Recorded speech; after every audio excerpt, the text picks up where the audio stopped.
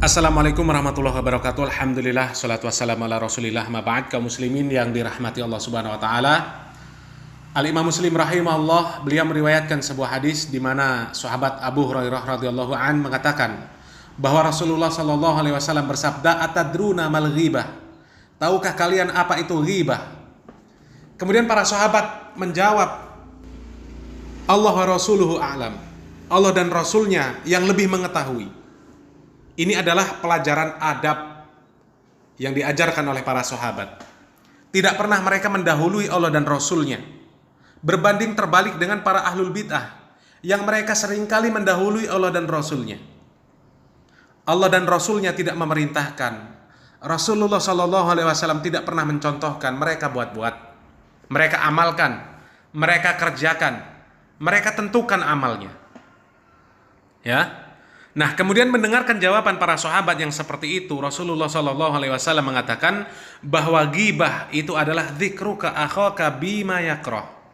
Engkau menyebutkan keburukan saudaramu yang dia tidak suka apabila keburukan tersebut didengarkan oleh orang lain, maka itu adalah ghibah. Itu yang dimaksud dengan ghibah. Kemudian para sahabat mengatakan, afara'aita in kana fi akhi ma aqul? Bagaimana apabila yang disebutkan, apabila yang kami sebutkan ternyata memang ada dan sesuai dengan apa yang kami katakan? Maka Rasulullah SAW mengatakan, in kana fihi ma taqul faqad ikhtabtah. Kalau ternyata benar apa yang kalian katakan, maka kalian telah menggibahnya. Itu namanya ghibah. Wa illam yakun fi faqad bahattah. Dan kalau tidak sesuai dengan apa yang ada pada kenyataan, maka itu namanya engkau telah memfitnahnya. Itu namanya fitnah. Jadi jelas bahwa definisi ghibah itu adalah membicarakan keburukan. Sama dengan membuka aib. Itu namanya ghibah. Membuka aib yang orang tersebut tidak suka apabila keburukan atau aib tersebut diketahui oleh orang. Dzikruka akhaka bima yakrah. Membicarakan seseorang yang seseorang tersebut tidak suka apabila perkara tersebut dijadikan bahan pembicaraan, apalagi disebarkan. Dan ghibah itu dosa besar, sama dengan memakan bangkai daging saudaranya. Ya, Allah Subhanahu wa taala mengatakan fakarihtumu, kalian pasti tidak menyukai, pasti membenci. Tidak ada orang yang menyukai memakan bangkai daging manusia, apalagi saudaranya sendiri. Ya.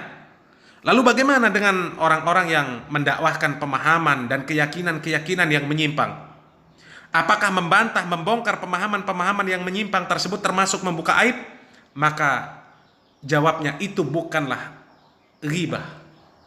Bukan ghibah yang dilarang, itu bukan aib. Karena yang bersangkutan terang-terangan mendakwahkan dengan tujuan agar kaum muslimin ini meyakini apa yang mereka dakwahkan, apa yang dia dakwahkan. Maka membicarakan masalah yang seperti ini bukan termasuk ghibah yang dilarang dan memang harus disebutkan, harus diluruskan agar kaum muslimin ini selamat dari pemahaman dan keyakinan-keyakinan yang menyimpang tersebut. Apalagi sampai berdampak kepada pengkultusan, bahkan sampai dijadikan tempat untuk meminta-minta. Ya, apakah dengan seperti itu kemudian dikatakan kita merendahkan orang tersebut ketika membongkar, meluruskan pemahaman-pemahaman, keyakinan-keyakinan yang menyimpang tersebut? Apakah dikatakan kita telah menghina, melecehkan? Tentu tidak. Tidak. Kecuali terang-terangan merendahkan, menghina dan melecehkan, maka itulah yang dilarang. Kalau hanya membantah penyimpangan, maka bukan merendahkan. Kalau membantah penyimpangan dikatakan merendahkan, maka tidak akan ada ulama yang menulis buku, menulis kitab untuk membantah pemikiran-pemikiran ulama lainnya yang dinilai hujahnya tidak sahih, yang menyimpang.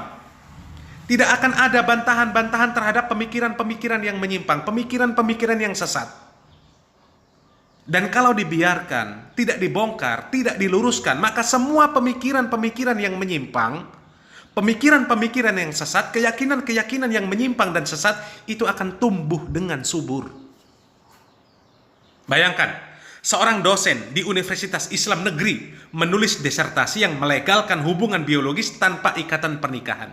Diklaim itu berasalkan dari hukum Islam sebagai prinsip milkul yamin yang dibolehkan di dalam agama Islam. Padahal itu zina. Apabila pemahaman-pemahaman, keyakinan-keyakinan yang seperti ini tidak dibantah, maka berbahaya. Berbahaya. Apalagi orang tersebut tokoh. Dan tidak pula dikatakan yang mengkritik itu pasti lebih mulia, merasa lebih mulia, lebih alim daripada yang dikritik. Tidak. Ya.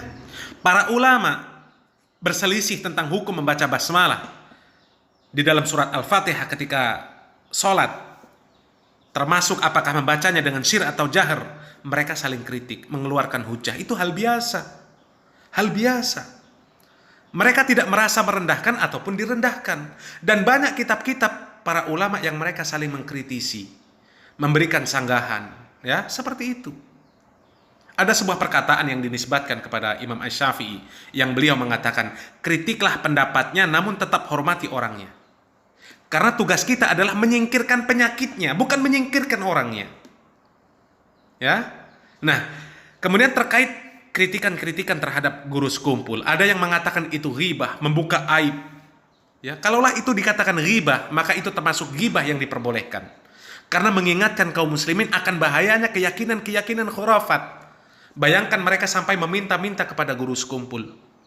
Ya, kami mengkritik, membantah kisah-kisah atau cerita-cerita khurafat tersebut, bukan berarti kami merendahkan guru sekumpul, bukan. Jangan salah faham. Kami ini mengajak kaum muslimin yang masih hidup, ayo berpikir. Berpikir. Jangan hulu.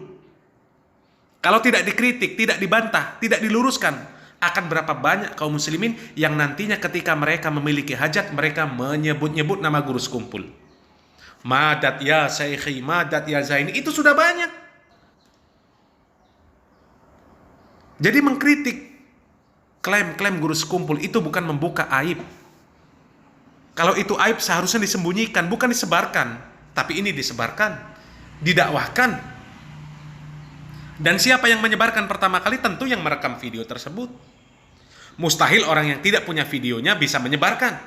Dan siapa yang merekam? Tentu jamaahnya yang hadir di majelisnya. Mustahil orang yang tidak hadir bisa merekam.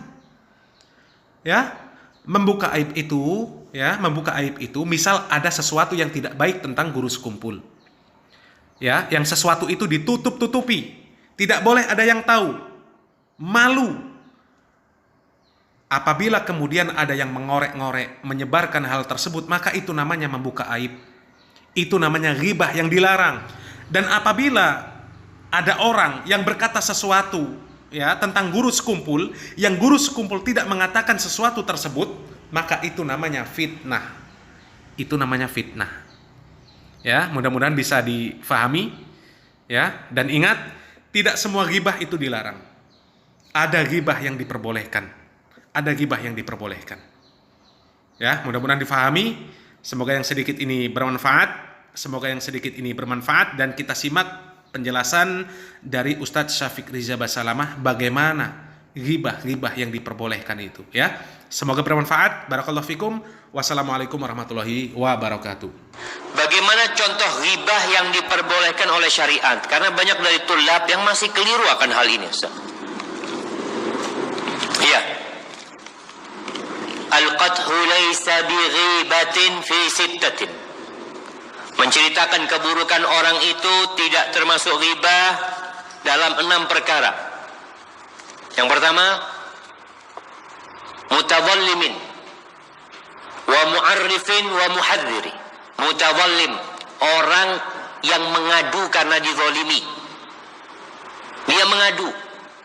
Antum di sini mahasiswa ngadu ke Ustaz Zakaria, mengatakan, Ustaz, ada fulan yang dia ngambil ayam bakar anak.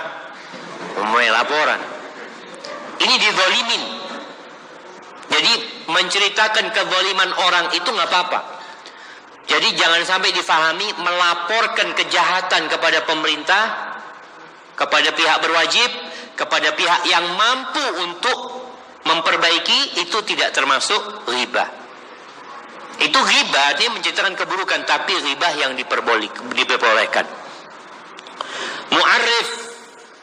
Mu'arrif itu memberikan ta'rif, definisi. Ketika ngobrol sama fulan, makanya kalau antum melihat para ulama ahli hadis, ada yang mengatakan haddatsana al-A'mash, haddatsana al-A'raj. A'mash itu yang kurang bisa melihat matanya. A'raj itu pincang. Ini kan keburukan sebenarnya. Tapi hanya dalam rangka ngasih tahu yang dimaksud itu fulan gitu loh. Soalnya dia dikenal dengan gelar ini. Kalau dikasih nama yang lain takut nggak ngerti. Ini mu'arif. Antum kenal nggak sama fulan? Fulan yang mana ya? Fulan. Itu yang dari Jogja. Banyak yang dari Jogja. Kata dia. Fulan itu loh. Yang gede badannya. Oh, yang gemuk itu. Iya. Oh ya, tahu dah. Kadang-kadang seperti itu. Itu untuk mu'arif, sekedar ngasih tahu. Orang fulan itu yang mana. Kalau tanpa menyebutkan kekurangan dia, itu sudah paham, maka ahlan wa sahlan, selesai sudah. Kalau mengatakan fulan itu loh yang motornya mahal. Oh iya, tahu anak. Artinya menyebutkan kelebihannya, bukan menyebutkan kekurangannya. Itu lebih utama daripada menyebutkan kekurangan. Tapi kalau memang dia nggak dikenal kecuali dengan hal itu, nggak apa-apa. Yang ketiga, muhadzir. Muhadzir ini mentahdzir, memberikan peringatan kepada orang supaya jangan dekat-dekat sama fulan. Itu boleh menyebutkan hal itu. Hati-hati, jangan duduk sama fulan ya. Fulan itu minum. Ini keburukan. Fulan itu maaf, dia itu punya penyimpangan seks. Na'udzubillah.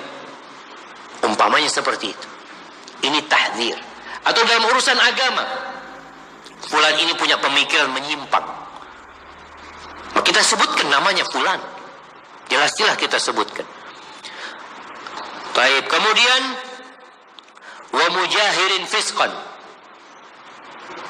Orang yang berbuat dosa terang-terangan. Ada orang berbuat dosa terang-terangan. Memang dia namanya orang berbuat dosa seharusnya sembunyi-sembunyi, tapi dia udah gak punya kehormatan, sehingga diribain yang seperti itu gak apa-apa. Kemudian yang kelima, apa jemaah? Wa mujahirin fisqan. Yang terakhir itu wa man talabal i'anata fi izalati munkarin. Yang kelima wa mustaftin wa mujahirin fisqan wa man talabal i'anata fi izalati munkarin. Yang keempat itu minta fatwa. Minta fatwa dengan menceritakan, Ustaz, kejadiannya fulan ini beli sama anak seperti ini, dia melakukan apa ya, kesalahan lah sebenarnya, apa hukumnya Ustaz? Kita sebutkan fulan, minta fatwa kita. Boleh enggak? Seperti tadi suami menceritakan istrinya atau istri menceritakan suaminya, minta fatwa. Kemudian yang berbuat dosa terang-terangan, dan yang terakhir wa man talabal i'anata fi izalati munkarin, yang minta tolong dalam memberantas kemungkaran.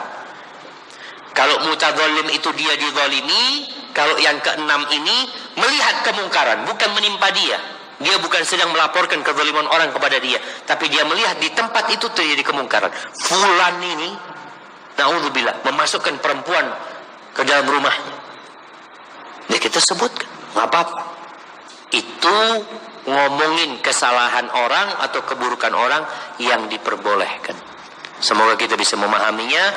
Jangan sampai kita ribain orang dengan dalih seperti yang tadi disebutkan, ternyata tidak masuk dalam 6 kategori tersebut. Hadza wallahu a'lam bishawab.